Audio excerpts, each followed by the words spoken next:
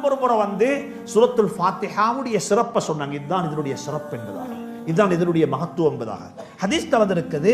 ஜிப்ரீல் அலைஹிஸ்ஸலாம் ஒரு நாள் வந்திருக்கிறாங்க. சமிஅ நகீதம் மின் ஃபௌகிஹி, மேல ஸல்லல்லாஹு அலைஹி வஸல்லம் சத்தத்தை கேட்கும். சத்தம் உண்டு, பெரிய சத்தம்.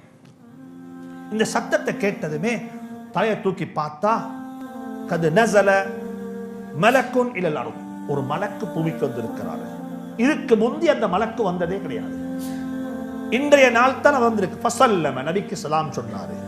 ஃபகால அப்ஷிர் பினூரைனி கது ஊதீதஹுமா, யா ரசூலல்லாஹ், உங்களுக்கு 2 பிரகாசங்கள் கொடுக்கப்பட்டிருக்கிறது, நன்மாராயம் பெற்றுக்கொள்ளுங்கள். 2 பிரகாசம் உங்களுக்கு கொடுக்கப்பட்டிருக்கிறது, நன்மாராயம் பெற்றுக்கொள்ளுங்கள். சுப்ஹானல்லாஹ். இது சொன்னதுமே ஸல்லல்லாஹு அலைஹி வஸல்லம் ஆச்சரியப்பட்டாங்க. என்னன்னு கேட்டாங்க. லம் யூதஹுமா நபியுன் கப்லக், உங்களுக்கு முன்னால வந்த எந்த ஒரு நபிக்கும் அல்லாஹ் இந்த 2 பிரகாசத்தையும் கொடுக்க இல்லை.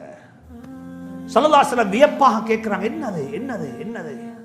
என்ன நன்மைகளை படிச்சுக்கொள்ள ஆசை உள்ளவங்க, ஆர்வம் உள்ளவங்க. அப்ப கேட்க சொன்னாங்க, ஃபாத்திஹத்துல் கிதாப், ஒன்று சூரத்துல் ஃபாத்திஹா, ஒன்று சூரத்துல் ஃபாத்திஹா. ரெண்டாவது சொன்னாங்க ஹவாத்தீமு சூரத்துல் பக்ரா, சூரத்துல் பக்ராவுடைய கடைசி. என்ன?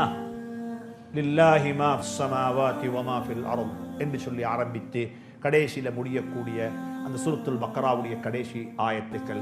ஹவாத்தீமு சூரத்துல் பக்ரா, சூரத்துல் பக்ராவுடைய கடைசி. இந்த 2ம் யாருக்குமே கொடுக்கப்பட இல்லை. இது இந்த உம்மத்துக்கு கொடுக்கப்பட்டது.